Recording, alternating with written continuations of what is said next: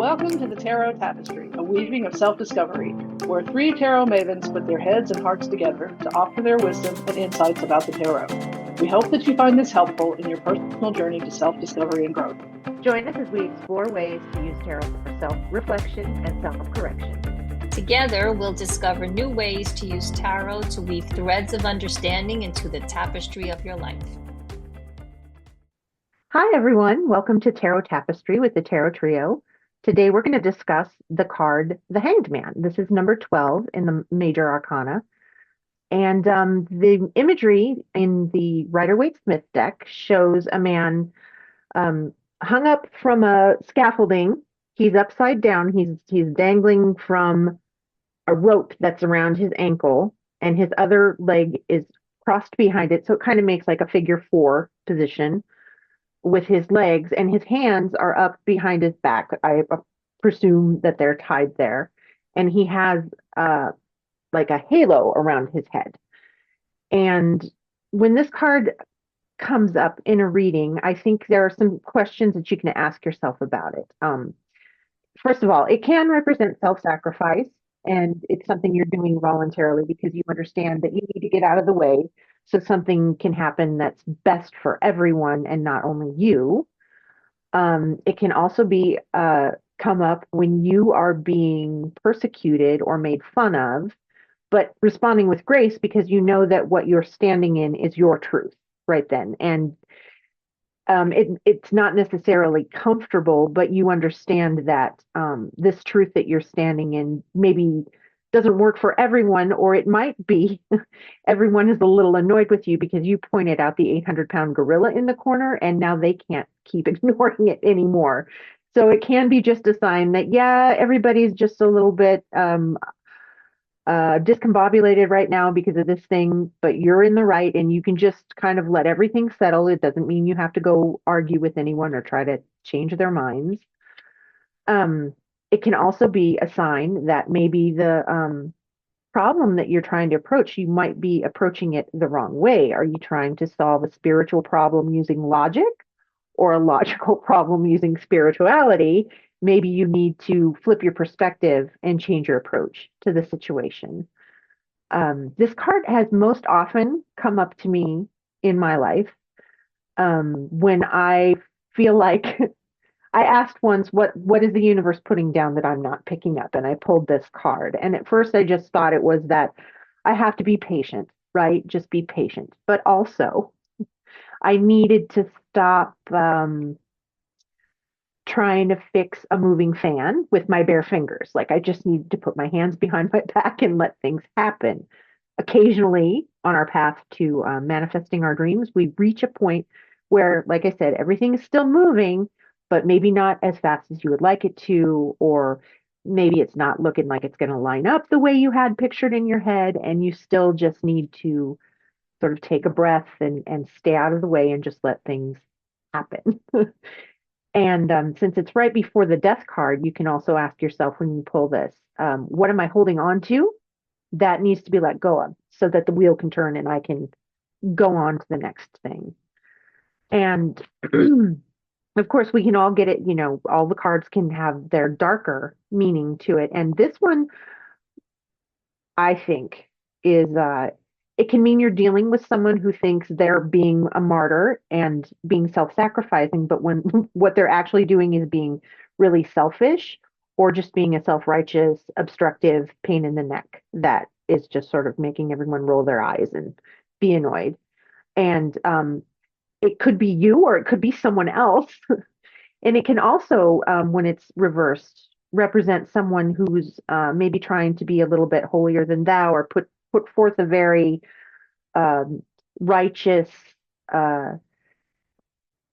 try to present themselves as a spiritual leader, but really they're just kind of in it for the money and the fame and the prestige, and it's not really what they believe. So it's always a good reminder. This card can be a good reminder to ask yourself what it is that you're hearing that maybe you need to take with a bit of a grain of salt and uh, go a little deeper into yourself and explore what you really think and see if it still lines up with what you're hearing. And I That have was so beautifully said, Angie. It I have really a couple was. others. You gave me another way to like look at the hangman that I may not necessarily have put together completely by myself. So actually like I'm using the hangman right now. Like right now, I open my mind and I am seeing a new perspective, a new way of looking at something. So yeah, I love that. Oh, that was so great. When I was looking at the hangman, the first word that came to me was surrender. So the card that I'm using, the deck that I'm using is the Light Seers deck. And I was reading the section in her book that talks about the hangman. And she does mention the word surrender in there, but I've always loved this idea of surrendering. Like that just seems to be a word that pops up into my head a lot, is this idea of surrendering. And it's not surrendering like you're giving up on something. I mean, you are giving up on something, but you're not being, you're not doing it because you're not doing it because you're no, I was going to say you're not doing it because you're being forced to do it, but sometimes you can be forced to do something. Internally, you're kind of forcing yourself to do it, but it's not a negative thing. Surrendering is not negative. Some people may look at it as like, oh my God, I'm surrendering. I'm giving up everything that I know and I'm doing it. No, I don't want to do that. But that's not what surrender means. Surrender just means that you are ceasing to resist something, right? And many times we can create more issues for ourselves because we are so resistant to any kind of change, right? Whether it's a change of a way that we do something or the way that we think or a feeling that we have. So when you surrender, you're kind of just letting your guard down and you're like, okay, I am ready. I'm opening myself up now to see something in a different way. And I had put like a few things of what the surrendering was. So you're surrendering to the present moment, right? So now, like, we're coming into Taurus season, or right now we're in spring. And, I love this idea of surrendering to the beauty that is unfolding in front of me during the spring. And sometimes it's really hard because you want to be very active and move around because the weather is warmer. But when you surrender, where you use this energy of the hangman to just be still and be present with nature, there can be so much beauty. And then there was like surrendering to others' perspective, which is not always such an easy thing, to do. That's like something that some people like really need to work on. Surrendering to stillness, right? Like just being still, which I guess can, very much relate to being present in the moment. Um, to surrender to seeing things in just one way, and maybe that's more of a shadowy side to it, being very stubborn, or it has to be my way or no way, type of thing, and surrendering to that type of thinking. Surrendering to just basically what is. Like sometimes you just have to stop what you're doing and just be like, okay, it is what it is, and I have to stop fighting it, so I'm Right. just going to surrender to it. It is. And I don't Um, think surrendering isn't the same as being passive. I think some people figure it, see the word surrender as meaning I just have to be passive and I'm just a lump. You're not passive. You're aware of what is right mhm. now instead of trying to always fix it in your head or, keep it, just be aware of it and stay out of the way. And well, be aware and observe what's happening and accept what's happening. It's not Yeah, being not passive. It's a very active thing that you have to do in your own head a lot of the time. yeah, absolutely. It's a conscious thought. You have to make the conscious decision to surrender to whatever it is that you are resisting. That's a very conscious effort. And you might be forced by external circumstances to get you to that point. And, for most of the times, that's a good thing. When other things around you are happening and it's forcing you to stop and look at, well, what the heck is going on here? I'm not liking it, but it's happening and I can't do much about it. And I really need to just like stop and I need to go within and I need to start really thinking about, well, what am I resisting and why am I resisting it? Some of the other things that I came up to were surrendering to your thoughts and your feelings about things, right? So in the card that I'm using from that deck, the woman is hanging from like it looks like a sheet, and she's like her butt is on it and her back, she's hanging on this in sort of like, I guess it's like the number four.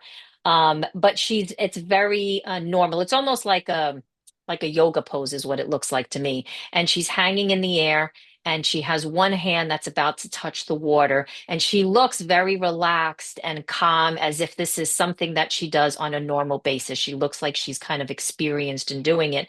And it made me think about the water part of it, because in her book, she talks about um, the wisdom in the water, and there really is much wisdom in our feelings, right? So when we're thinking about tarot and we're thinking about water, it has a lot to do with our emotions and feelings and relationships. And there is so much wisdom in being able to be still and stop and look at how I am feeling, because the many of the times when we resist something, it's because it's making us feel a certain way, which in turn makes us think certain things that we're not liking. Um, and then some other things, we're surrendering to a specific outcome, right? Or surrendering to new opportunities, right? So when we can get ourselves to a point where we can start to feel comfortable surrendering, it opens us up to so many new opportunities, right? We're no longer being very stagnant in a set way, but it like opens us up so that we can see all of these other opportunities that are there, but we were just blind to it because we were so resistant to it. Um, oh, and then one other thing that she said in the book, which I loved, was she says that the hangman, or that energy, is an intermission to reevaluate an idea, a viewpoint, a relationship, or some issue that you have that makes you feel like you're in a state of like a limbo, like you're in a limbo and you're feeling very stuck and stationary. And I love that idea of like an intermission, because it's not something that's going to last forever. It's just, a small period of time that you are just being still and going within, which might be a little bit different than the hermit, because I see the hermit more as somebody that's spending much more time away from things and reflecting. And maybe the hangman is just something more of a shorter period of time that you need to kind of like surrender or just be still in order to work through something. Yeah, so that's all I got. That's great. I love that. I loved how you compared it to the hermit, who also contemplates and reflects on things, but they made the decision to do that. Like this is a long or a longer Mm. period of contemplation and reflection in a bit of solitude. And the hanged man, it's you get the idea to me that they're in the middle of their day or whatever, and then they're just sort of taken away, and that they have to stop for a minute about something. And it might not feel as voluntary, maybe, as going into hermit mode. Going into hanged man mode can often feel like you've got your foot in a snare. Yeah, absolutely. And then one other thing I was thinking about when you were showing when you were describing the RWS card and his hands being tied, and I mentioned it before, is that sometimes you are forced to make a change and you may not like it. And that's the first thing that I thought of when you described that part of it, of your hands being tied. It's almost like somebody saying, well, you have to do this, and I look at myself and like in my sobriety when I first started, that's kind of how I felt, like I was being forced to stop drinking. And I know we're not supposed to in certain kinds of uh in certain kinds of not therapy, support groups. You don't want to look at it like you're being forced to do something because essentially you have to want to do it. But circumstances like tower moments occur that kind of force you to do it. And sometimes being forced to do something can be a very good and very beneficial thing. Right. It's I'm doing this voluntarily, but I'm mad about it.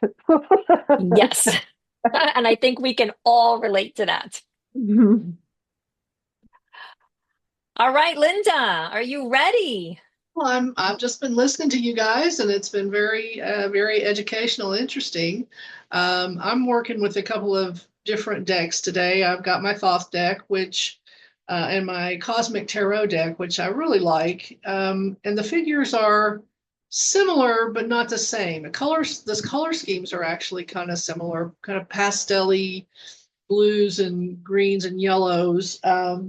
In the Cosmic Tarot, the figure is hanging from a tree branch, and I would say voluntarily because there's no rope. He's somehow managed to get himself up there and hang like a trapeze artist. Sometimes you see trapeze artists hanging from the trapeze just by their feet at a 90-degree angle. And I don't know how anybody can do that, but they do. And he's hanging this way. Again, they're both in a figure four. And in the Cosmic Tarot, he has his hands at his heart in prayer pose with his hair is hanging down from gravity pulling. And he's in front of the sun, which has just come up.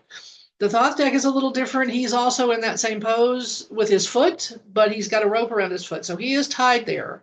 And then he's got his leg crossed in a figure four, but his hands are spread. And his foot, the crossed foot, and the hands are all three nailed to discs. So it's almost like a reverse crucifix.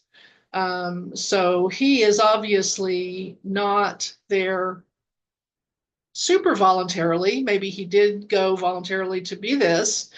As you know, we just passed Easter, so we all think of Easter with Jesus being sacrificed on the cross. So, and he maybe didn't want to do it, but he did in eventually do it voluntarily. So that kind of makes me think of that. The other thing they talk about in the Thoth deck is that when this card comes up, it's just a time, like if you were doing a reading for a situation that you were in or a project that you were doing or something like that, and then a card came up, it's like you can almost hear the brake screech. It's just like things have kind of come to a stop. And so this is sort of like I want to say like enforced stillness, if that makes sense, because it's telling you to just take a minute, just, maybe don't keep going down that road that you're going down, maybe shift into lower gear, whatever, but just, you're going to have to stop for a minute and rethink. Now, you may end up going in the same direction and doing the thing that you planned all along. You may not. It's just kind of an opportunity to take stock of where you are and really decide what it is that you want to do. The other thing that I thought was interesting when you were talking about sacrifice and surrender, well, you guys were talking about surrender, is in the Mary Kay Greer book, Tarot Book of Reversals. This is interesting because she says that because the Hanged Man is upside down in the upright orientation, it's kind of like the reversed meanings kind of go with the upright part of the card. And then when she talks about sacrifice, the underlying meaning of sacrifice is to make sacred. And then she quotes a novelist, a woman by the name of Mary Renault. I remember her from high school because she wrote a book called The King Must Die. And it was about pagan or agrarian society, prehistoric society, and how every 7 years they sacrificed, the king had to sacrifice and be, kind of bled out into the farmland so that the crops would grow. And so she says it's not the bloodletting that calls down the power, it is the consenting. So it's not the redemption, but the willingness to be redeemed. So when you talk about surrender or sacrifice, it's not so much what you give up, but the willingness to do it in the first place. That it's not, it's not ripped out of your hands and you're screaming and grabbing after it. Oh, give it back. I don't want to let it go. It's like you have come to the conclusion that, okay, I have to give this up. Just like you said, Kate, with your drinking, I have to give this up in order to have a better life, or I have to give this up in order to make progress with what I'm doing. And so the hangman is just that moment. It's like the fool is kind of jumped off the cliff and the hangman has been falling for a while. And now he's kind of stopped. So he's in between, almost like in between creation and destruction and trying to figure out where he's going to go.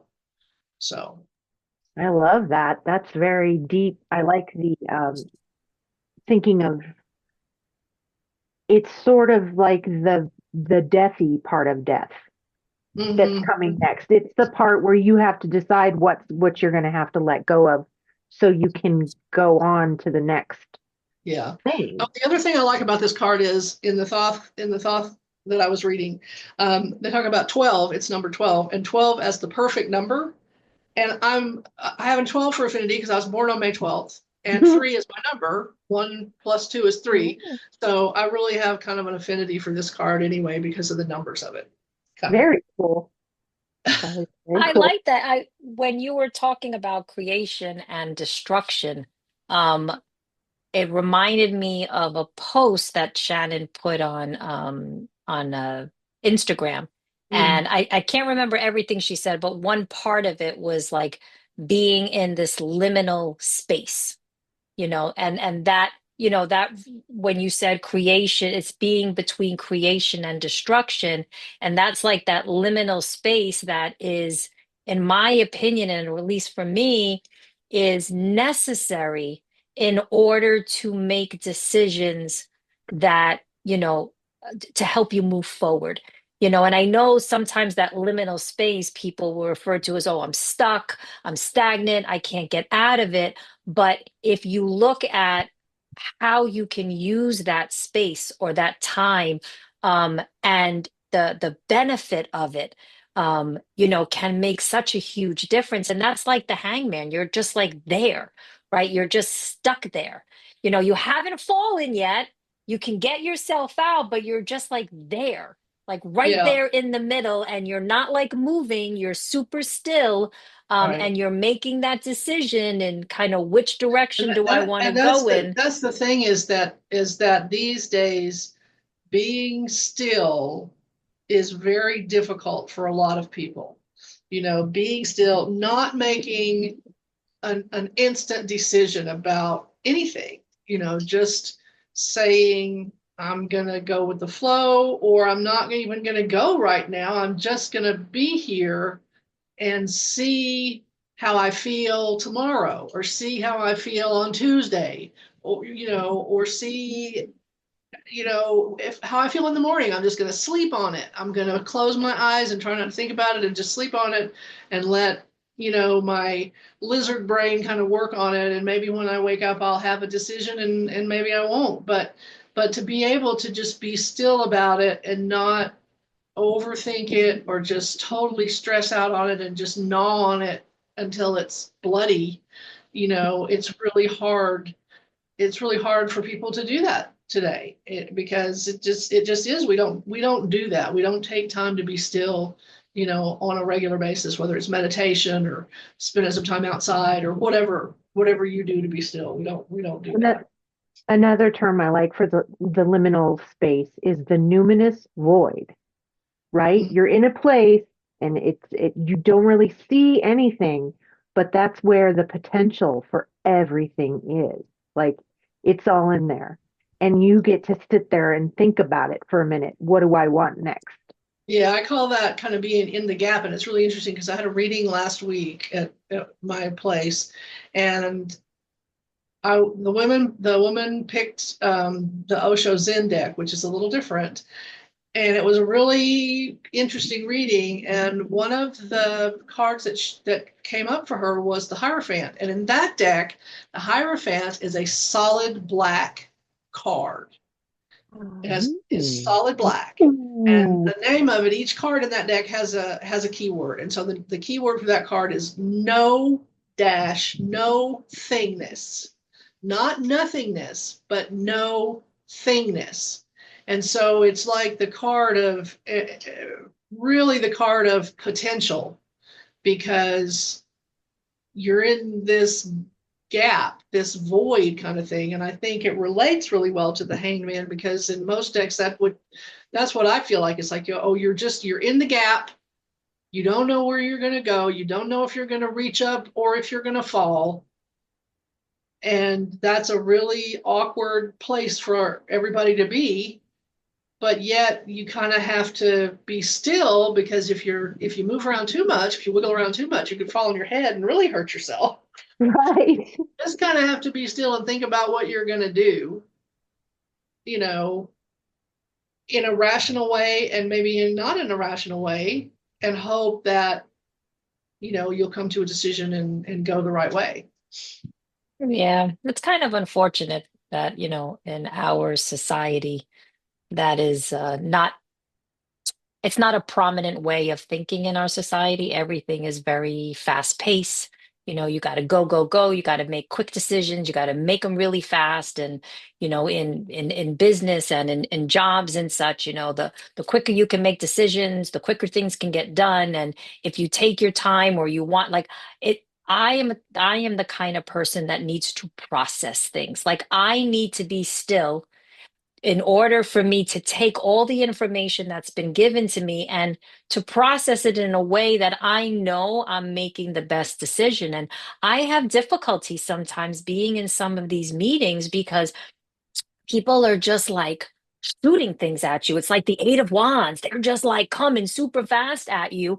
And it's like, whoa, I can't make any decisions right now. I can't. I need time to like process this, especially when me as a teacher is being trained by somebody else to do something. They don't give you a lot of time. It's like boom, boom, boom, boom, boom, boom. Okay, now tell me what you're gonna do. And I'm like, whoa there, I just got this information. I need some time, and I always felt growing up like, oh my God, I'm dumb. Like, Mm. look at all these people spitting out these answers, and I'm like the dumb dumb because I can't, get it together. But it took me quite some time, and I'm older now. I'm in my late 50s, and it took me a lot of time to understand that, in my opinion, that's like a gift. That's like something that I should be very happy about, that I can take the time to process things, and that I don't need to do something and give an answer at this exact moment. If it's a life and death situation, different story. But in most cases, it isn't necessary. So if any of you out there feel like, oh my God, like you felt like me, please know, you think of that as a gift, not as a negative thing. It's being a thoughtful person and understanding how you feel about something before acting on it or making a decision is a really good thing. And it's a very undervalued trait sometimes in especially like you were saying, in business and any sort of environment where you are supposed to be, performing a task. Everybody wants it done fast and perfectly and da da da da da. And you want to be sure that you understand what you are doing, what's going to happen after you do the thing. Like, you're not just going to rush in. And one of the things, Yeah. when you're feeling stuck, when like if you pull this card and you know that you're the one that's kind of putting on the oh poor me act, or I can't act, it's not because you're a bad person. It's because everybody gets a little bit afraid when you're standing in front of a dark doorway and you don't know exactly what's next. And it's okay to just pause there and go, okay, I'm a little afraid, but I'm also very brave. That's the brave people are people who do things when they're afraid. Being brave doesn't mean you're not afraid. It means that you have Yeah. the fortitude and the willingness to go forward, even though you don't know exactly what's next. And that's a good way to think about it. If you feel like you're stuck somewhere and you kind of know that you're sort of in your own way, because and just give yourself a break. You're afraid. It's okay. It's all right to be scared of things that you don't understand or you don't know what's next. It's not because you're dumb. It's not because you are bad at life and decisions and being an adult. It's because you're a human being. You're a freaking earthling. And we've all been there, and it's okay. Yeah, I love that. It's very, very true. I did have the question for you guys. I was just noticing it. So the card is number 12. You put the numbers together, you get 3. But when you look at some of the cards, you see the number 4. So you have like this 3 and a 4. And I was just noticing that. And I'm like, wow. So you have the Empress and the Emperor, as being the 3 and the 4. So do you guys have any thoughts on like I guess combining those two energies Yeah. Okay. to So with the talk? Empress, you're creating and you're nurturing what you want. And then you're in this in-betweeny space with the 3 and the 4 in the Hanged Man. And then in the 4, which would also correlate to the Death card, you've got the Emperor who puts limits on things, who puts protections around things, who changes things, hopefully for the better. And in Death, you've got, the 1 and the 3 make a 4. So there is something that's going to change. So there in the Hanged Man, between those two things, it's like all of the things I've nurtured, all of the things I've worked toward, they're probably still kind of moving. They're not all there yet, and they're headed towards what they're going to be next. They're headed towards solidity, like in the Emperor, and they're headed towards, part of things are going to end and new things are going to begin, like in the Death card. Oh, I like that. That was such a good Yeah, question. because in the thought thing that I was reading, it talks about the 12 being the perfect number. It's the sign of the zodiac because there's 12 houses in the zodiac. And 3 times 4 is 12. So again, you can point to the emperor and the emperor and the empress are sort of like the opposite. You think the empress is portrayed as is ultra feminine slash female, very usually pregnant or showing that out in the fields. Nature, abundance of nature, think of cornucopias and harvest and that kind of thing. And then the emperor is on a throne, man-made throne, usually very straight lines, kind of rigid. You can go that way, maybe not, but usually, the masculine versus the feminine, but multiplied times to get to 12, and you've got a figure who may be male or female who's hanging in the balance. And I think that's going to have to incorporate, if you make a decision, sometimes you have to incorporate both of those. You have to incorporate a nature-based or an animalistic kind of instinctual, like the empress could be the instinct, and the emperor could be the more rational frontal brain. But sometimes you just have to make an instinctual decision based on what your gut feels, and sometimes you have to do more rational. So it kind of combines the two of those. Wow, you guys both did such an awesome job putting those together.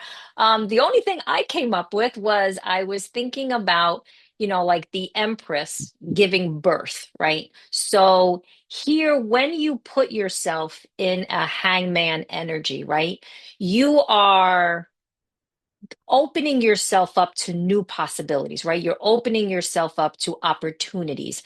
And it's sort of like taking that seed that you had planted in your head. Okay, now you know what? I'm getting, very maybe confused, or I'm feeling very stagnant and I need to make some changes. So, I want to make changes. I want to do something differently. I want to see something different, right? So I want to give birth to maybe these new ideas, but I don't know yet how to do that. So I'm going to put myself in this void or this liminal space or in this gap. And that's the structure that I'm providing for myself, right? Where you take that from the emperor, that's the structure. And I'm giving myself a moment where I can be still and stable, right? in the midst of every, the chaos that might be maybe going on in my head or around me, and I'm giving myself that time to think and to feel and to take that feminine energy where you're maybe more in touch with your emotions and your feelings, and that masculine energy of structure, and put it together and say, okay, I need to look at this, I need to examine this, I need to see this. So then you're combining these two energies together. But it's fascinating to see Right. and just listen to like what Linda says and what Angie says, and then what I think, and how they kind of all mean the same thing in a broader sense, but how they're just different too. So I love that. Ooh, thank you, It's I kind ladies. of like, just discovered here in town, and it's something that I've thought about for a long time, but I never really had the opportunity. There is a place, it's a massage place, and I've gone, they have a couple of different offices in town. So I've gone to one of their offices, which doesn't have this, but the one, I think it's downtown, they actually have one of those float tanks. And ooh, I'm I'm thinking about and going to do that because I've always wondered how that it really is. And I think I'm going to give it a shot. I don't know how I would, because it's really, I'm not great in tiny spaces. Well, I it's know not, that it's dark and your eyes I are asked closed. about it and they said it's not tiny, tiny. Like you can kind of move your arm. If I can move my arms around like that, I'd be okay. Yeah. Uh, the only time I have had one episode of true claustrophobia, and that was on an airplane, where I was kind of crammed up against. I used to always sit in the window seat, and I was coming back from somewhere and I got the window seat, and it wasn't really a window. It was like a bulkhead, and there was like a piece of a window. And I sat in, and of course, I'm not a tiny person. And then these two pretty hefty guys sat middle and aisle. Nice people, not, they weren't ornery or anything. But then the person in front of me put their seat back. Oh boy. I literally could not move. And Mm. I really had to breathe through that trip. Oh my I goodness. think I was flying from Washington, D.C. to Chicago, from Chicago to Denver. So it wasn't a super long flight, but after that, honey, it's aisle seat all the way. I will never sit in another window seat. Talk about being Wow. suspended involuntarily and having to Oh just yeah. like That was stay. not pleasant. Not Ugh, pleasant. ugh. Wow. I've done the Float tank? yes, sorry. Really? I've done that. I did it one time, and I was so looking forward to it because I heard so many great things about it. And I was like you, Angie, I was a little nervous about maybe how small it would be, and maybe I would be claustrophobic. And I wasn't. And I thought, oh my God, if the water's really deep, I had like these little fears, but it turned out to be fine. I didn't feel that. I didn't feel claustrophobic. I didn't feel like I was going to drown. And it felt really good in the beginning. It felt good to just completely let loose, right? Like you literally have to allow your muscles to just be free, because you have a tendency to want to like contract your muscles because you feel like you need to do that to keep you afloat. But and I think that was probably the hardest part for me, was to allow my body to completely relax. And I had the option to keep some some small little lights on if I wanted to, or I could do complete darkness, and I did complete darkness, and that was like overcoming a big fear of mine. I did that for a little bit, and then I put a little tiny light on, and I'm like, okay, I'm just going to stay with the light. Um, but, and I had the session for an hour. I think for me, starting out, an hour was just too long because I just couldn't, You I haven't couldn't lost your relax enough for time, an your hour. orientation of time. I mean, Yeah. maybe That's that's what was because you don't have a clock. There's like a little buzzer or something that goes off. But Mm. I just felt it was too, like, I have trouble. Like I can meditate for about 15 to 20 minutes and be very still and very quiet.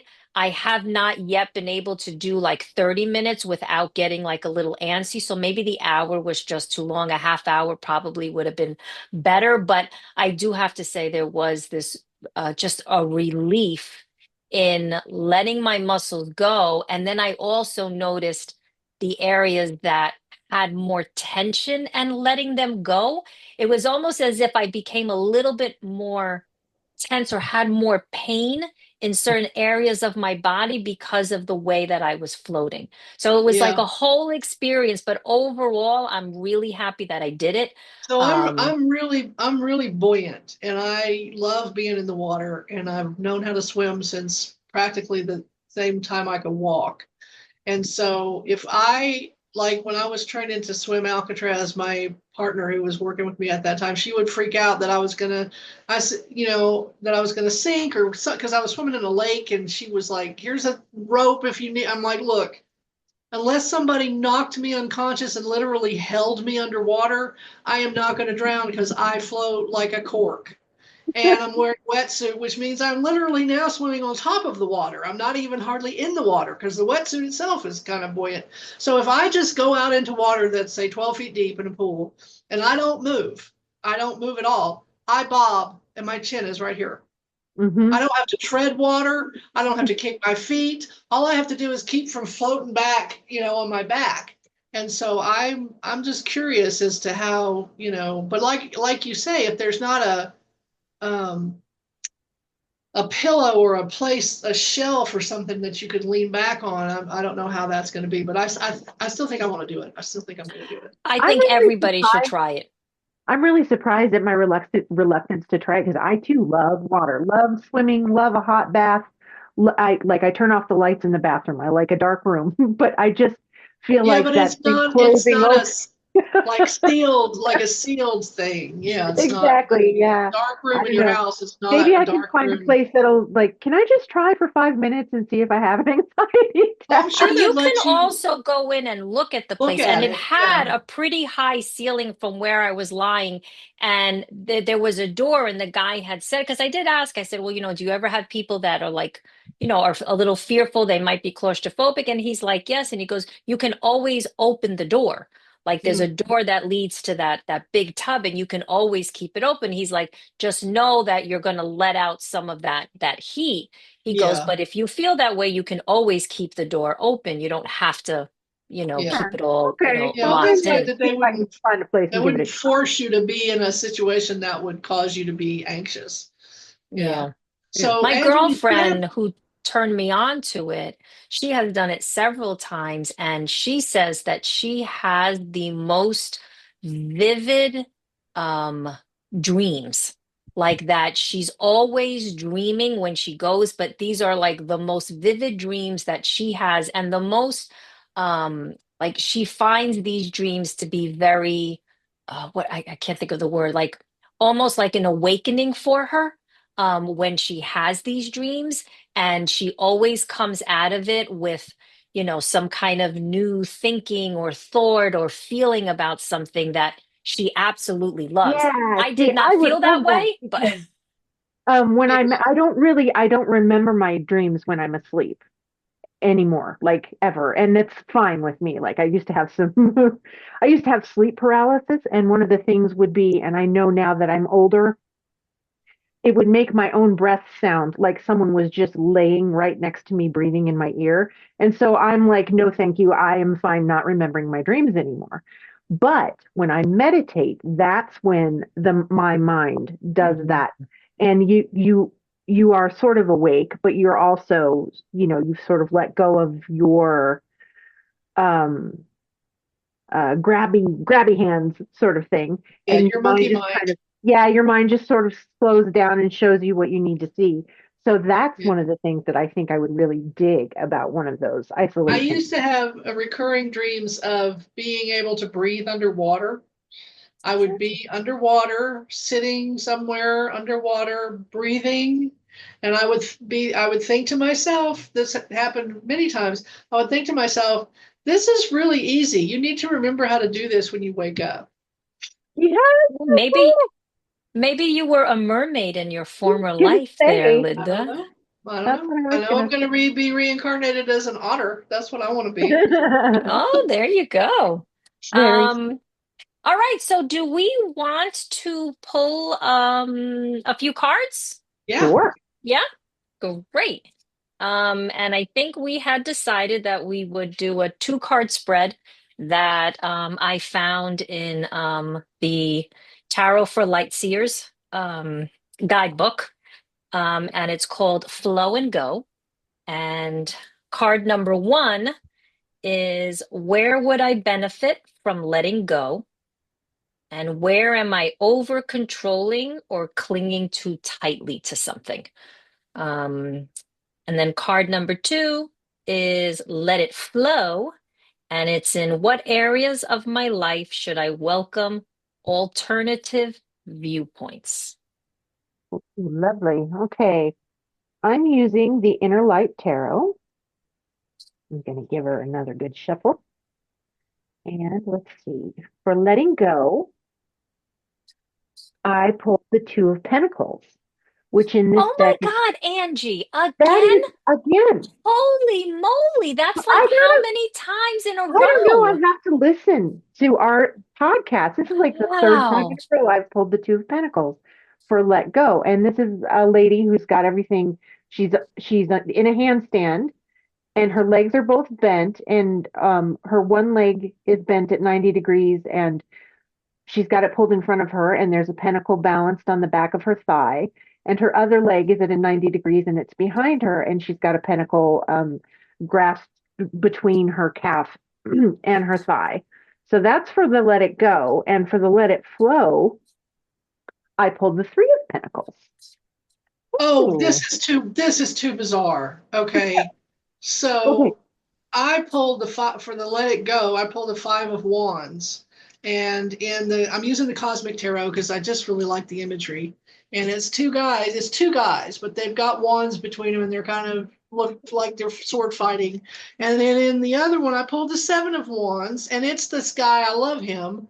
He's Oh, very dramatic and and he's got this wand over him, like almost like a sword, but he's holding it kind of in front of him, but he's looking over his shoulder, and then you can't see the other people, but all these other wands are kind of poking towards him. And yeah, so Wands and Pentacles.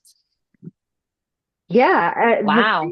The Three of Pentacles in the Inner Light is a yoga student in Warrior 2, and her teacher is behind her, helping her to adjust her posture a little. They're working together. So That makes sense. I think the let it go thing is like, stop trying to hold everything all by myself. I couldn't, okay, I could maybe do this pose for a few seconds, but then somebody'd need to give Angie a ride to the hospital. And The other thing I like about that is that I think in one of the episodes that we did where you had drawn, or somebody had drawn the Two of Pentacles in the deck, was that somebody mentioned that one hand is the pentacle is resting on their hand, and the other one they're kind of grasping it. And that's even the same in that pose, because it's yeah. resting on the back of her thigh, but then she's kind of holding it between her knee and her calf and her thigh. So hmm So I which you think have to do when you juggle. You kind of have to let go with one hand and hold on with the other hand. So, yeah, I'm yeah. kind of in my day-to-day life, I'm a little bit of a, I don't want to say control freak, but if you ask my kids or my husband, they would. Um, so, and I think, with the Three of Pentacles, it's about collaborating. And oh my gosh, there's a poor doggy howling. I'm sorry if you, We can't hear it. okay, good. You can hear it. So yeah, in the Three of Pentacles, it's more of a collaborative effort. Everybody's working towards the same goal, but maybe I could just like kind of just let everyone else do what they're going to do Mm-hmm. and do my own thing. I like that very much. Oh, the other okay. So this 5 of Wands here, it's very pink. It's very dawn looking, pink and kind of. And the guys are, one of them's got on a really pink shirt, and the other one's got on a really pink pair of pants. And they each have wands, 2 wands in their hands, one wand in each hand, and then there's a wand on the ground. So it kind of looks like they might be fighting to see who's going to get that wand on the ground, or they're just mad about something. And obviously, when you let it go, you don't, that wand just doesn't make that much difference. And I don't know, it's just a good, I think this is a really, in this respect, in this question, or exercise. I think this is just a really good reminder to pick your battles, and you don't really need to get all wound up about every little thing. And just like, if you want that wand, take it. Just have it. It's okay. And the let it flow for me, this card is like, you know what? I don't always have to be right. Yeah. That's what it tells me. That's fantastic. I I know love how it's it's like a dancer. I know I love this card, but it's like, I don't always have to be right, even though I am.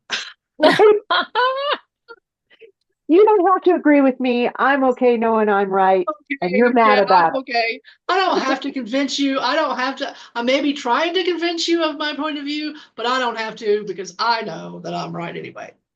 Oh my God. Too funny, ladies. Too funny. it. All right. So I got two Major Arcana cards. So I'm gonna have to really ponder this a little bit longer. Like I say, my processing time is a little slower than many others. So for Let It Go, it was the lovers. And the part of the question, the second part of the question is, where am I over controlling or clinging too tightly? It made me think of choices. And it just kind of popped up into my head, this idea that I feel like I need to have many, many choices to choose from before I can make a decision to do something. And what I'm starting to learn now is that it's becoming a detriment for me. It really is just it gets me to a point sometimes where I feel like I have too many choices, or that I'm looking for so many other ways to do things that I get lost in it, and then I shut off and I'm like, oh my God, this is overwhelming. I can't do this anymore. You know, you do the same thing, Linda? No, I was going to say that that card for me in this situation is like, yeah, it's about choices, but it's also where where do you show up to accept, how do you accept love, and what is acceptable to you? What is acceptable to you, and where do you show up, and how do you accept love, and how do you make yourself available to accept love, and and and is that, I'm not picking the right words, accepting things that other people say is love but is not love. Hmm. Does that make sense? It makes perfect sense, because I Okay. think different people have different viewpoints or ideas on what love actually means. And the word itself and is so, it has so many meanings and it can go in so many different directions. But people do have very like certain ideas or meanings about what love means for many different things. And Right. sometimes you do get stuck in Yeah. that way of looking at it that may not necessarily be the most Yeah. beneficial I mean, it's way. like, what have I accepted in the past that someone told me they did it because they love me, and yet it made me feel terrible. And I'm not going to accept that anymore, because to me that's not love. Yeah. And we do change as we get older. And I know for myself, just in general, is my perspective on things have changed. And I really feel like I have grown. And I think I have become more, at least a little bit, maybe more in tune or aware of my values towards certain things, like towards love, or towards, aging, and just like Yeah. various parts of my life, and not clinging on to what I may have thought before, or even what my, what society tells me, or traditionally what I grew up with, and Right. being able to separate from that, which is in my opinion, it's like a lifelong process, Yeah. I right? mean, You it can don't. be it can be difficult to walk a path, because I've done it, to walk a path down the road that society says, damn, you're weird. Why are you doing that? Nobody else does that. And it's like, but it works for me. So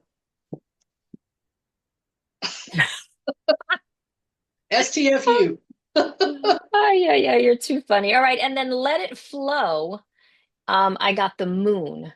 And the first thing that I thought about is just allowing because I see the moon as very much in touch with the emotional part of me.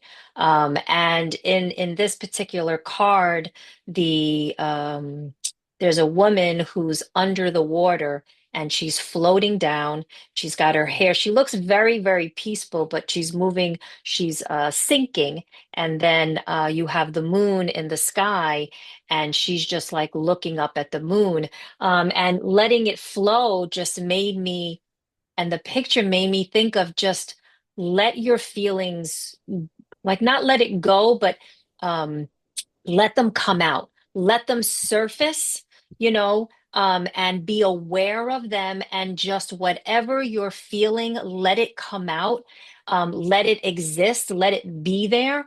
I'll be aware of it, recognize it, and then come to um, find ways to deal with them in order to help you, move on for something. Because I do know for many people, getting in touch with your feelings is really difficult. Like, what do some people tend to do is they tend to shove them down, right? Like just push it down deeper and deeper and deeper. I don't want it to rise. I don't want it to come to the Yeah. surface, but it's okay for it to do that. Yeah, And but when you do sometimes you that, need that. you end up with a volcano. I just recently pulled that card for a thing. It's a symposium, and I was using the Thoth deck, and it was really interesting because that card is like it's like sine waves. There's a lot of imagery in it that's like sine waves, which are just, like you see this up and down, and it makes me think of the phases of the moon, which you cannot change. Mhm. They do that every month. You cannot change it. You cannot make it go any faster or any slower. And also the tides. The tides come in, the tides go out. They come in, they go out in the time that they do it. And I think that, what you were saying is let these emotions come and feel them for as long as you need to feel them. That doesn't mean that go out and make everybody else's life miserable because you feel a certain way, Mhm. but you can acknowledge it to yourself. You can journal about it. You can just say, I'm feeling, I'm feeling grief from something that happened 10 years ago, whatever, because we all know grief is never over with, or anger. Somebody did something to me at a job 10 years ago and I'm still mad about it. And every now and then it pops up, and to acknowledge it is to say, yeah, I'm still pissed off at that person. That's, you're not going to go stalk them or, break their car windows or whatever, but you can acknowledge that you're still mad about it every now and then. And I think that's healthy. Yeah, and it reminded me of something that I learned to do when I was first becoming sober was I would do a little meditation, and it was very like a very guided meditation for me. And in order for me to deal with a lot of the emotions and things that were stirring up inside of me once you quit drinking, I would, visualize myself sitting like by a bay or a beach or something, and any thought that I had, I would picture a little boat. It was such a cute little thing. A little boat, and on the boat it had its big sail, and on the sail would have a word or two that was representative of my feelings. And I would make sure that I was looking at it when it came into my sight, but then also being conscious of making it go away. And then I would have another one coming That's in. an awesome And it meditation. was it was really, really, that's one that I do. And then the other one that I started to do, and I got it from somebody. I heard it somewhere. It was sitting by like a river or a creek or something, and leaves. So it would be leaves falling in, and they would be my thoughts or my feelings, and I would watch them float away. And I found that to be like super helpful for me, just to be able to allow it to let it flow, right? Let those emotions just flow, and that they don't have to stay. They don't have to be there. I don't have to cause this, uproar in the water and, Yeah. all of that, but I can just let it flow, and that it was exactly what you were saying, Linda. Yeah. And Yeah. part of processing your emotions that way too is how does it feel in your body? I loved the Mhm. visualizations that you use with the boat and the leaves. For me, sometimes I'm very in my head, so it's a little more difficult for me to really sit down and go, okay, how does my body feel?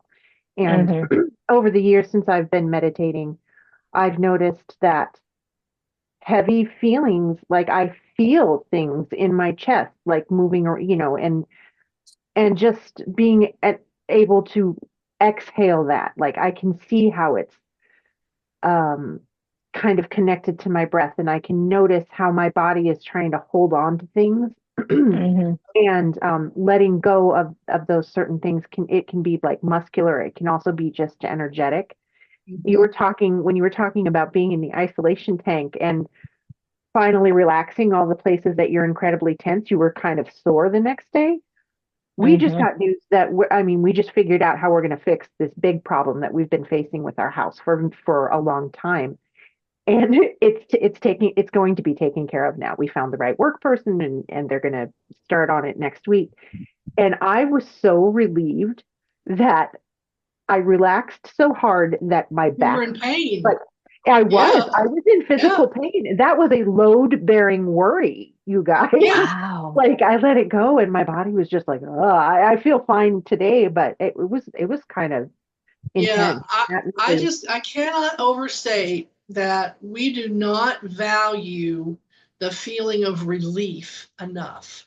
Whether it's relief when you break up on a relationship, whether it's relief when you get a project that you know is going to cost some money and you figure out how to do it, that's been on over your head for a while, whether it's, your kid goes off to college, whatever, whatever it is, a situation that's been really on you, weighing on you, and it's solved however it's solved. And that feeling of relief is so amazing. And I think we don't take the time to enjoy it and appreciate it. And because we just like, oh well, that's done. Now on to the next thing. And it's like, I know when I moved out from my last relationship, and Eli was still in high school, and we moved into this little apartment, and it was a nice place, and it was closer to the school that he went to, and I didn't have to drive across town every day. And I mean, and I'd come in and nobody was judging me, and nobody was haranguing me because I put a dish in the sink in the middle of the night and crap like that. It was just like the relief that I felt was just, I was so grateful. I was just so grateful. Yeah, I was sad that the relationship had broken up. I was sad that it ended the way that it did. That was not a pleasant thing. But at the end of it, when I got into that place, I was just like, oh, thank God. Yeah. And I'm sure a lot of our And listeners it can lasted relate to for, that. it lasted for a long time. We lived in that apartment for 3 years while he was in high school. And I kind of felt that way the whole time I lived there. It was just like, this is just such a relief to be in this place and not have to argue with somebody about anything, you know? Yeah. Very nice. Does anybody have any last things? I gosh, mean, I think Jesus, we we really covered. Woo. covered it. I know. It really I well. know.